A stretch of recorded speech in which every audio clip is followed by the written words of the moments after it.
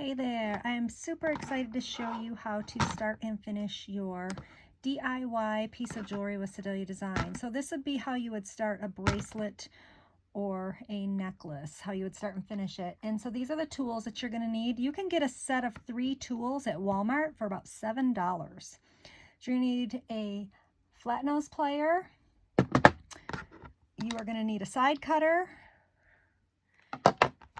and round nose pliers. So I've already got the wire cut because it comes to you already ready. And what we're going to do is we're going to start it. You've got every component in your little DIY kit to start your piece of jewelry. So what we want to do first is take our little crimp tube, put it on your wire, and take your lobster clasp, put it on the wire, feed it back through. You want to leave a little bit of room there because you want this guy to move, but you don't want too much room. Then you take your flat nose plier and you squeeze the crimp tube really hard. If you do not squeeze it really hard, your wire's going to come, your piece of jewelry will come apart. And then I like to take the side cutter, trim this off. I find it's easiest to put the crimp cover on before you put beads on, so then you know how much room you have, and that'll make more sense when I show you how to finish it. And you just squeeze it like that. Be really careful. Many times I have squeezed my finger doing this, so be very careful there. So there's the beginning of your wire. Then you're simply going to start stringing beads. And you can follow the pattern that we show in the photo, or you can do them like 3 of one color, 3 of another. It's your piece of jewelry. You can do it however you want.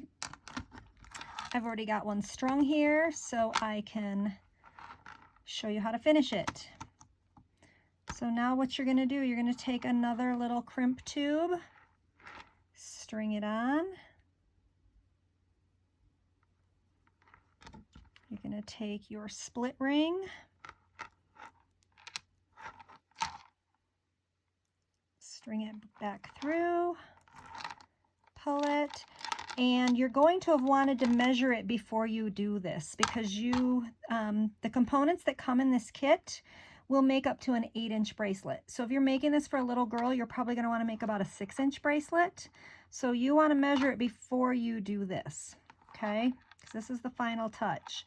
So again, we want to leave a little bit of room, and we want to leave room on both sides for the crimp cover.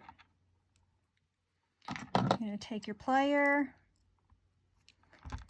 again, squeeze it really hard, trim it. And I did not put the crimp cover on the other side yet because I wanted to be able to show you a couple times. So there's your crimp cover. You don't even have to use the crimp covers.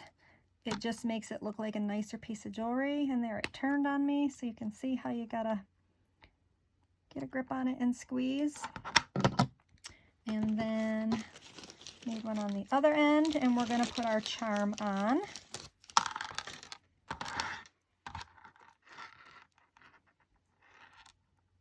So we cover this guy.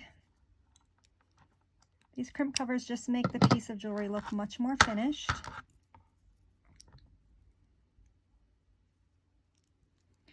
Okay, so there is our bracelet, but we don't have our charm yet. We're putting a little Frosty the Snowman charm on here. So here you've got your ring, and a lot of people, they want to pull it open, and if you do that, you are never going to get it back into a circle. All you do is open it like that, and then you can close it back up. So you open it like that,